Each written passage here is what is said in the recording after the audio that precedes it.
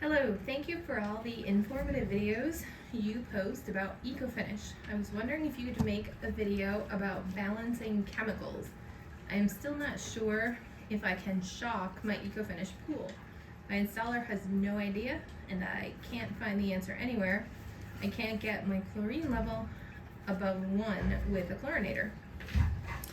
So what's really interesting about the surface ecoFinish is it does not require the normal startup that a plaster pool requires in terms of first balancing your calcium and then your alkalinity, then your pH. You can go ahead and balance all of them. Now, I'm not sure, are you meaning liquid chlorine in the pool to shock it? Are you talking dumping granular pool into the pool? I don't know that any of those matter, although I always prefer,